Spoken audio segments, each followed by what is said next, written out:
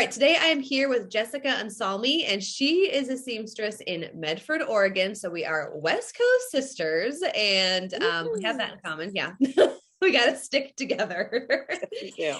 And you had a recent, really exciting move with your business where you were sewing from home, and then you recently got a professional space. So I'm excited to talk about that. But we're mostly going to focus on your balance of your work life and your family life, because anybody who follows you on Instagram, we know that your family is such a big part of your business. And I love that. And I think a lot of seamstresses are in the same boat. So thank you so much for spending time with us today. You're welcome. Thank you for having me. Yeah, my pleasure. So I feel like we got most of our giggles out, but there's no guarantees. So it was already like a giggly little like pre-recording chat. So you've been forewarned if you're listening. So how about you tell us about the business? Did you start it once you had a family, or were you a seamstress before kids came into the picture? Take us back to the very beginning of your biz. Okay. It starts pretty much when I was born. So Going way back. Let me take you. No, I'm just kidding. It's really short. So my family owned a dry cleaning business here in Medford for like 50 years. Wow.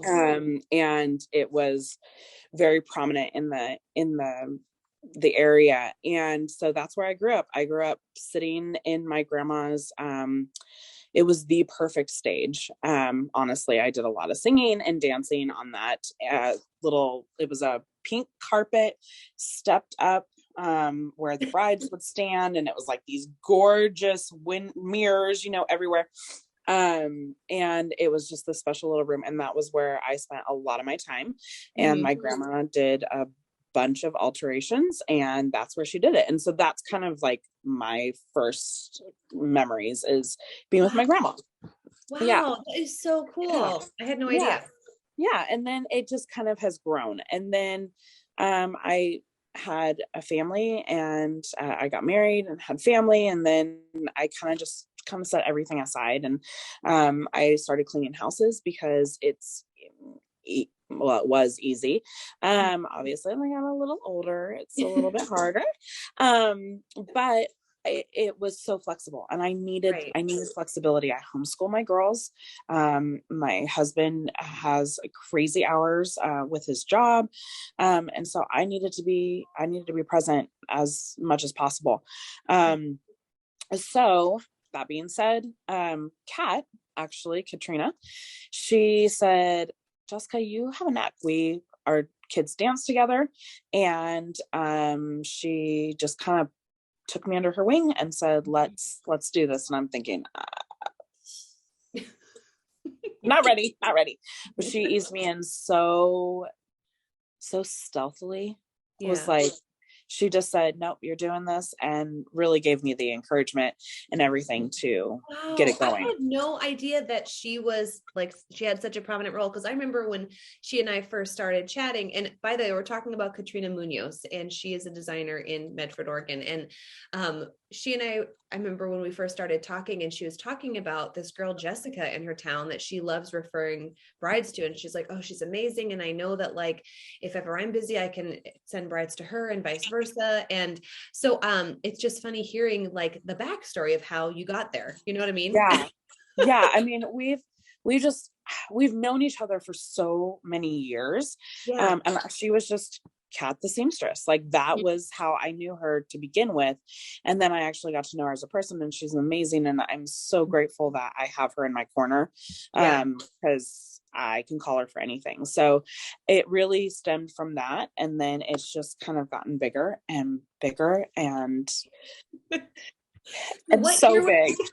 What year was your first bridal client? And did you start with just bridal alterations, or did you do all general alterations? All general alterations. Okay. Yeah. Okay. And it started out with, oh gosh, I want to say it was, I think I really started, I made a pillowcase cover dress. So I can't even like look at it now. What? but I made a pillowcase dress for my dearest friend that her baby was turning 1, and it was during COVID. And so, she was like, I don't know what to do. Can you do that? I did it. And then I think it was that year that I had my first bride, and it was my cousin. And so I got to do her wedding dress. This is this recent since COVID? Mm-hmm. Oh my word. So you started the business from your home, working with friends, and you're already in a place where you got to find a professional space and move out of the house. Yeah. Oh my word. That is It amazing. is. It has exploded. I did not know. I did not know that Oh this. my gosh. I'm so excited. I'm so excited because people who are listening are feeling like, okay, well, first of all, maybe I'm just sewing from home, or maybe I don't really have the skills. And it's like those first steps are so critical, and like the guts to take the first step and say, okay, I'm open for business, or you can come to my house and I'll fix this for you, or I'll make this Absolutely.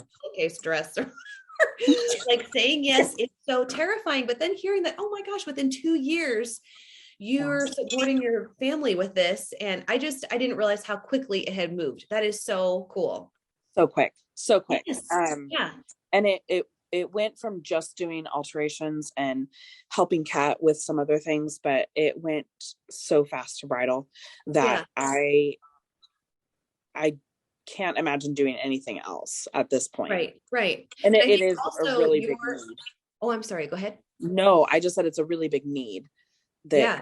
didn't know there was. Right. Because the fact that you and Kat, like both of you, I mean, I think it could have felt intimidating, like, okay, well, my friend's already really established, and like, I don't know if I'm even going to get any business. And both of you are in the Medford area, and you both have really like full businesses. So, okay, so you had your first bride, and it was like a cousin in 2020 or during COVID. So Yeah. then, um, that was still working out of your home. And then how, like, was it just word of mouth? Did you communicate with bridal shops, or how did you get the clients to come? It was word of mouth, and so a friend was a friend and sending and all that kind of stuff, and then Kat was sharing my name. I immediately got business cards, because that's helpful, and then I had gone to an amazing boutique here in Central Point, Pearl and Penna, and I just talked with the owner and I said, "This is kind of what's going on, and what do you think?" And she had worked with Kat, and she just said, "I know Kat's so busy. Is there any possible way?" And I said, "Absolutely. I'll do what I can." And so she is now referring brides to me all the time, all the time. Wow.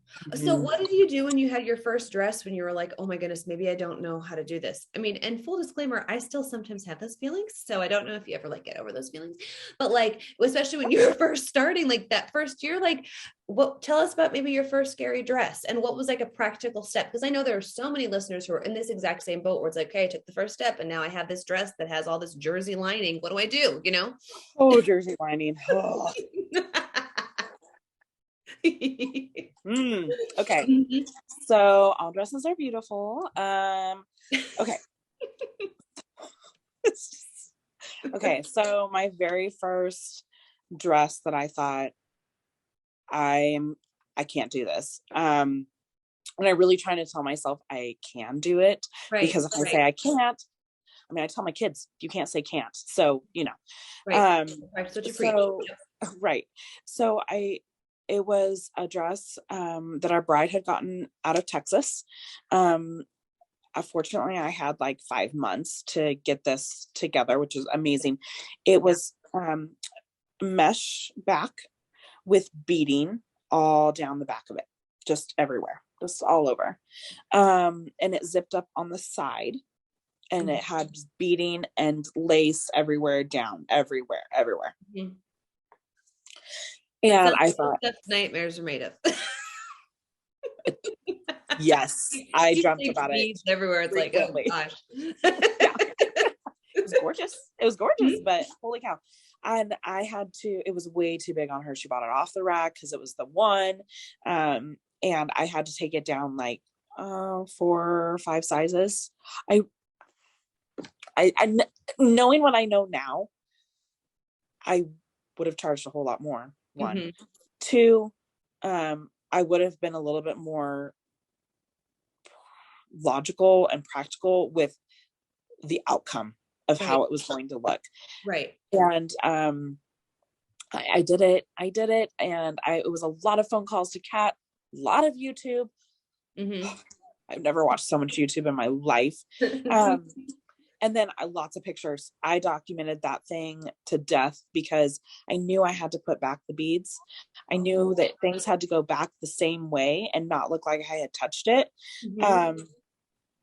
And I did it, and she wore it, and she was beautiful. And I just did alterations for her son's prom. Oh my goodness. So I clearly did good. And Yes, that's amazing. Yeah. and she And loved it.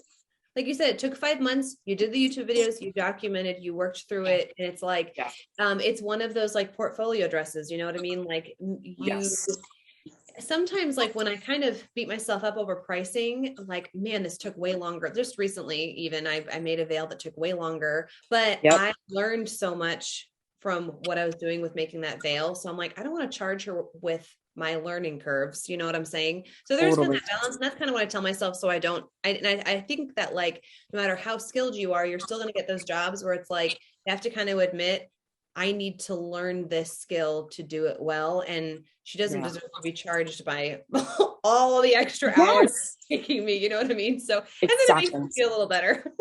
Oh, for sure. I did the same thing. Same veil, go figure. Yeah. But it was 15 hours. I didn't charge her for 15 hours. Right. Like, this is my education. Okay. My own education fee.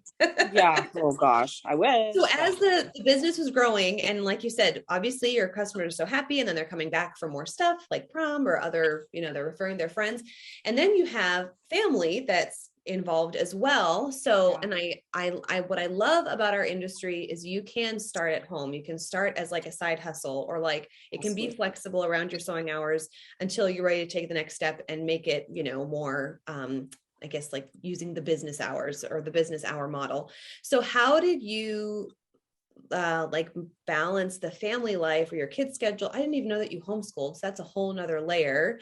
So give us a little peek into your routine or how you balance it.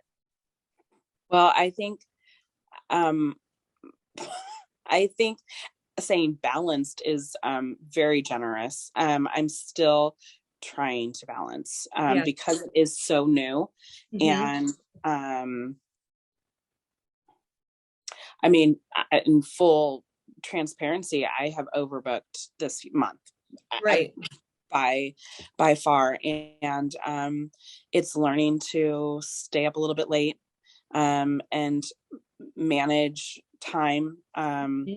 So you try to do the best that you can, and I mean, my daughter has a play tonight, and that's where I'm here right now, and I'm not going to have dinner with my husband and my other daughter, but I'm going to make that play because it's important. So it's just having a calendar and blocking things out. And that type of balance, I think too, you do learn with time. The more that you're sewing, the more that you know exactly how long things take you. I think that's the hardest part. The first few years, it's, oh my goodness, this hem, I gave myself, I can whip out a hem in 20 minutes. And it's like, actually it's 2 hours, or, whatever skill or whatever item you're working on. It's like, we tend to underestimate the time. And I think that will come with time, but like, how do you include your family so your kids feel like they're part of, and when we've kind of corresponded before recording, you said that like your kids are so supportive, and how do you keep them a part of it, or how do you keep it so that they know they're like an important part of the business as well? So, because this has become very full-time, I absolutely rely on them to help with chores around the house and keeping our house running. And I do pay them for it because I mean, it is a job, and they deserve it. They work so hard to keep our household running when I'm in such a busy mode. So I have no qualms with paying them money to keep our house. I think that's such a great business model. Like they're seeing that like the work towards the goals gets you money. And that's absolutely awesome. Like that's such a great example. And I don't know, I got to find a way to link in the show notes the real Still, when I think about it, I just totally crack up of your kids frantically cleaning the house before a bride comes. It was so funny. And it was like so accurate. Like, oh my God. It's legit every So time. are they Every time it's panic. panic? So have they been so excited? So how old are your girls? They are 12. They're twins. Oh, that's so cute. Okay. And Yeah. those are your only two, or do you have more? Only two. Yeah. Okay. So how excited are they to see you doing something and being all of a sudden like a business owner? Like, did they get excited about the business growth too? Oh yeah. Oh yeah. They So cool. well, I think that they think I can just whip up anything and do everything, which is Yeah. amazing, and I Yeah. love it. But they're seeing how hard I'm working, Mhm. and a lot of the things that they're getting to do now, because I'm working, there is an influx of money, which is amazing. Uh-huh. But they get to do so many things. I do clean their ballet studio to help with ballet, Mhm. and they help me clean it. Oh, And so it's paying for their ballet, which is yeah. amazing. Yeah. So there's a lot of things that that they just know, like, okay, mom's got to work, mom Mhm. has to get this dress out. Mhm. And they are they're just amazing kids. They really are. So great. And I I don't said, know if I could have done it when they were little. I mhm. really, there was a reason why I started now Right. versus when they were little. There's no way I could have done it, Yeah. but it's good now. Yeah. Yeah. And that's the really cool example that they see you doing something that you already love to do, like a skill set that you already had, and then having the confidence to turn it into a business model. That's really cool. Oh yeah. So before, like when you first started at home, how did you, other than the frantic cleaning, besides that, how did you prepare your home for fittings? Did you have like a specific room that you did the sewing and hold fittings in, or was it a separate space, or how did you kind of coordinate the family Yeah. schedule around that? Yeah. So in 2020, we built a home. We bought property. My husband's family had, grandparents had property. They had passed away. We had lived out of that home, the original, for a couple years. And then it was 900 square feet. So clearly it can't do much in Yeah. 900 square feet. Mhm. So 2020, we tore it down, built a brand new home. Wow. Um, yeah. And That's an exciting couple years for you. Oh my gosh. yeah, we have done a lot of things. Never a dull moment in our home. And I have this, it's not small by any means, but it is a room, a bedroom, and I've turned it into my sewing space, and it's amazing. And so brides, I mean, when they come in, they see my full home. Yeah. And there has been times where there's been dirty dishes, and I'm like, sorry, Yeah. this is Yeah. just how it is. I just hope it doesn't smell, I Right. mean, Right. like, that's just where we're at. But I have a lot of lighting in my home, and I turn everything on. Mm-hmm. Music is always playing. My girls may or may not be sitting at the table doing school. They might be upstairs. Mm-hmm. But the brides come in and take them to my sewing space and close the door, and we're in Yeah. our own So little it's space. not something that has like prohibited you, like the way your house is, this is what the season you are with your family. It's like Yeah. you're not going to let that stress get in the way of like stopping the business progression. I think sometimes we do get kind of stuck on that. Like when Mhm. I first started hosting fittings, we were in a duplex, and I was like, ooh, I don't know, people like pulling out to my duplex, like it's kind of embarrassing, you know what I mean? Yeah. And if I had like given into that, it never, I never would have grown like that first step. And Yes. I'm not saying that you have any reason to feel like, ugh, but sometimes people do have those insecurities that they get so stuck on. But I love that you're Absolutely. like, okay, this is where our family is, and Yeah. my living room is clean, but like I do live in my kitchen, so Yeah. whatever. You know what I'm saying? One Absolutely. I time think that was I probably the. had when I had like a bride leaving, and we stopped at like the kitchen counter, and she was gonna write a check, and like the counter was like marbled. I think you know where I'm going with this. And then she was Been like, there, done that. Yeah. and then she's like, oh, it's kind of sticky. I was like so embarrassed. I was like, oh, and then of course I was like trying to act all fresh. I was like, oh, let me go ahead and take care. So I was like, okay, note to self. The one thing that does need to be clean is the counter because it's paying me. I don't need anything to get sticky on my peanut butter jelly sandwich or whatever was on the counter. Absolutely. I know. I'm always like, there's nothing around, right? Okay. Oh gosh. I mean, we have dogs. We live in the country. It is absolute mayhem and chaos at our house at all times. So we have cats that come and go and dogs that are go and run in the creek. So they're by no means is our house spotless. Never will be. It's fine. I'm okay with it. I just have to, if I'm okay with it and you're, if you come in and welcome somebody into your home and you're okay with it being lived in, then brides don't care. They just are happy that you're doing a job for them that they can't do. Yeah. And don't let those like little insecurities inhibit you. So when did you move into a professional space, and how often are you there compared to being at home?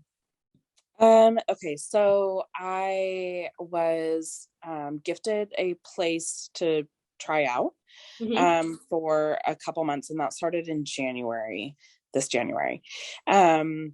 And I quickly moved into it because nobody wanted to drive all the way out to Shady Cove, which Shady Cove is like it's 35 minutes north of Medford. Okay. Towards like Crater Lake area. Okay. So it's a drive. It's a drive out. And it's beautiful though. Oh my gosh. It is absolutely gorgeous. Yeah, I do love the area. And it's a beautiful drive. But it's beautiful so much detox drive now that you get to leave work. Exactly. Yeah. So it's good. My brides love it. My clients love it. They can come here and I have my mirrors and it's really cozy. And did you know that you were at max capacity to move? I mean, I know you said it was gifted to you, so that was kind of like, okay, a great opportunity. But when did you feel like, okay, it's time for me I'm at a point where I can possibly pay for rent and absolutely get it covered? So fear, I feel like. Yeah. So I was here like 3 days a week. While my girls were doing ballet, I would come here, and we had a water leak at our house, brand new house, and we had a water leak, and it went all through our living room and my sewing room, and nothing was touched. Oh my gosh, praise the Lord! Like nothing was touched. Yeah, that's however, seriously. The floorboards were kind of wonky in my sewing room, and I said. I asked my friend who gifted me the sewing space. I said, can I please pay you and do this? And she goes, absolutely. Let's get this going. So I signed a lease, have it all signed, and have been doing that since May, my first lease. Wow. Wow. Congratulations. Thank you. And I'm here like 5 days a week. Yeah. Yeah. Every day. So when you're feeling like overwhelmed, and I know that you said you're still like kind of figuring out what the balance is and how many to say yes to, how many to say no to. And I think we're all feeling a little overbooked. I just made a rule about overbooking because it's just so easy to do. And then you get like, oh, I don't want to say no. And okay, well, anyway. So what is and then I feel like you recently had an injury. Didn't you have like an ankle injury or something too? So that kind of added to it, but it's been real fun this year. Yeah, I was in a car accident. Yeah. Oh, that's right. Oh my gosh. And then so when things pile up, or in that case, you had to take time off, then you had to catch up. Like, what do you do when that overwhelm kicks in? And maybe we can even phrase it as like, what do you do now? And then what do you want to see yourself doing as a healthy, balanced professional? You know what I'm saying? Absolutely. Yeah. So what I do now is I panic.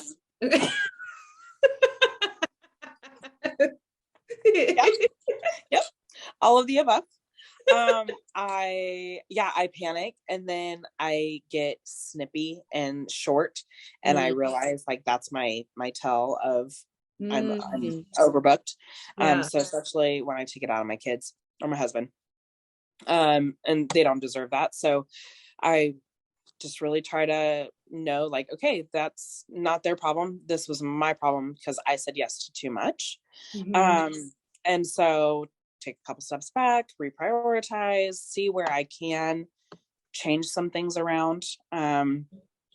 Kat has helped me to really look at a calendar, take it all, put it all out, and so you Yeah. can see it. Phone is great, but you can't see it all in a month, and Right. that has been super helpful. So as what I'd like to see is saying no and realize that it's not the end of the world, and it doesn't, not that it doesn't affect me as a business owner, but I don't even know the best way to put it. It's more of like, it's okay.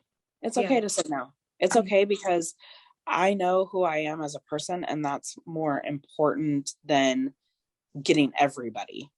And Right. I want Right. quality work, not quantity, I guess is the best way to say it. Right. And there is kind of that like rush of, I think once things start clicking and you're like, oh my gosh, I do this and then I get money. And it is really exciting. I mean, people wouldn't Oh, start businesses if it were, you know what I mean? So then yeah. you kind of get to that, like, oh wait, well then this month isn't going to be as much as last month or this time last year, and last year, yeah, Yeah. it was awesome. But I also kind of sold my soul a little bit to get there. Oh, So it's like, totally. okay. Totally.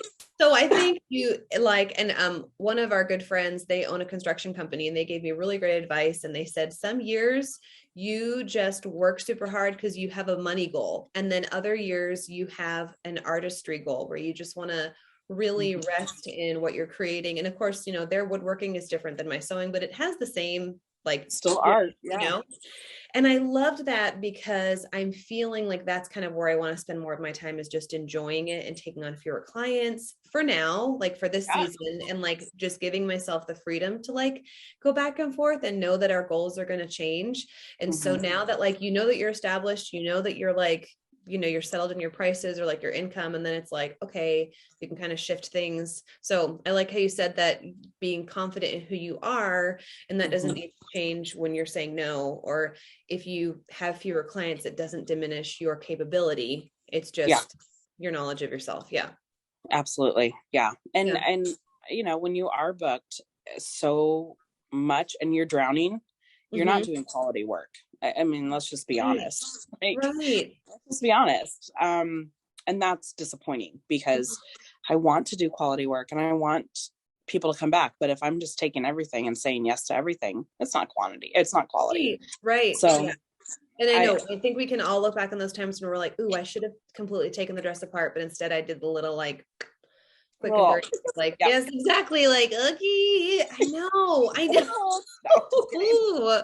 But it all does go back to, yeah, just, and even in the moment, I'm like, this is my own fault because I just took too much on.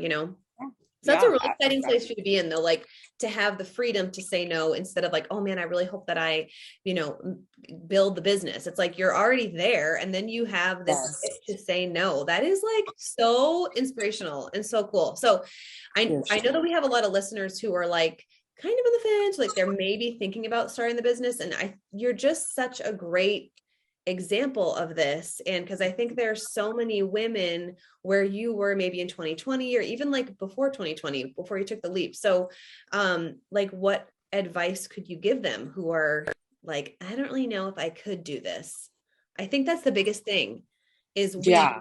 so like before even I started doing well, especially before bridal alterations, but before I started like my general alterations business, I was like, well, I just like to make my own clothes, but I don't really think that's enough, which actually you learn so much when you make your own clothes. Anyway, I asked you a question, then I interrupted you as you're answering. So sorry.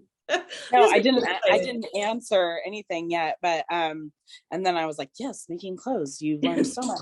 So I was answering all of those things in my head. So what was the question The again? question was, what would you tell women who are thinking but just really afraid to do it? Write a list. I am huge about lists. Do I follow them always? No, but I make them. So make a list on why you want to do this. What does it benefit for your family?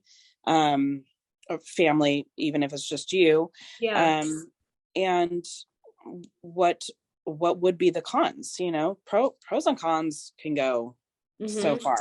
And then, just simple steps, just try out, I don't want to say sell yourself. That's not at all what I'm saying, but take a step of faith in a way and trust your abilities and just say, yeah, I can do this. Even if it's going to a friend's house that has an issue or something, you see pants that are too long or something like that, and you're not calling them out. It's not what I'm saying, but just say, I can do that. I'd love to help you. And maybe you only charge $10 for the time being, but a little bit more confident, you'll get better, you'll get faster. Yes. Starting with even like your friends and family circle, there's no shame in that. And Absolutely. Then I think too, naturally, because that's thinking back of kind of when I think I made like a Facebook post, like I'm accepting alterations or whatever to like my friends, and then I would get these bags of clothes. Oh gosh, thinking back, I was like, and it would be like my friends' moms that would come, and I'm like, okay, with literally bags of little weird mending things. And I would, I wouldn't handle it the same way now, but then I was like, okay, because you're right, it builds your confidence, those small things. Because it does need to be like one step at a time. And for you, I love it, everything was so gradual, like so gradual. You took on the general, and then you took a couple brides, and then it's not like you jumped into a professional space right away. So I think this is going to encourage a lot of people to just do the first step, right. And then you already kind of mentioned of how you keep your kids involved with the business, but for moms who are maybe tentative to take the leap because they're like, well, I have kids, I don't know, what would you tell them of how they can include their kids to make it a family ordeal? Well,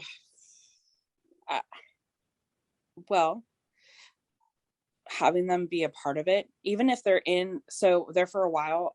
One of my girls was behind in school. She was literally sitting at my sewing table working on school while I was sewing on a dress. Wow. That's just how we had to do it for a while. Yeah. And if that's what you have to do, and you're throwing, I would throw down, they weren't super young, but they wanted to be with me and I wanted to be with them. And but I had to work. So I had them throw all the couch pillows on the floor in my studio, and they did their schoolwork.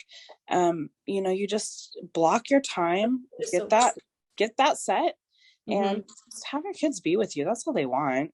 Yeah. I just want to be with mom. Yeah. You can do, this is a great hustle to do with the kids around, and it doesn't mean you need to kick them out of the sewing room, and I love even just them knowing that when they help around the house, they're helping you achieve your business goals. That's so cool. Yeah. I could not do it if I didn't have my kids and my husband. They are so encouraging and so like, yeah, you can do it, mom, you can do it, and my husband's just like, yeah, you got this, babe. And I'm thinking, oh my gosh, you guys have way more faith in me than I have in myself. Oh, that is so awesome. Well, I cannot wait to get this episode out because, like I said, I think there's so many listeners who are going to feel so encouraged, and there's just nothing pretentious about you. Like, you're so approachable, and I feel like we need to see more of that. Sometimes like on Instagram or, whatever social media we follow, we see these like self-made women, and we think that it's like, I don't know, this like elite, like upper level. And it's like, no, you're still like literally living your life and you're like achieving all your goals, but it's like so thank you for just being so honest and encouraging, because I think it's a great message. Yeah. Thank you. All right. So where can our listeners find you to follow your crazy family photos, your broken foot photos, or whatever? Sprain. My crazy life. This is my life. Water leaks. Where can we find those? I'll tell you what, 2022, I was hitting it hard. So you can find me at Instagram at Jessica Lauren Alterations. And it's Lauryn, because my mom was being fancy. Okay. So at Jessica Lauren Alterations at Instagram, and then Facebook is the same. And I'm not on it right now because I have like 4 racks of wedding dresses that I'm working on. Oh, wow. Oh, wow. Okay. Well, we'll let you get back to work then. Thanks, Jessica, so much.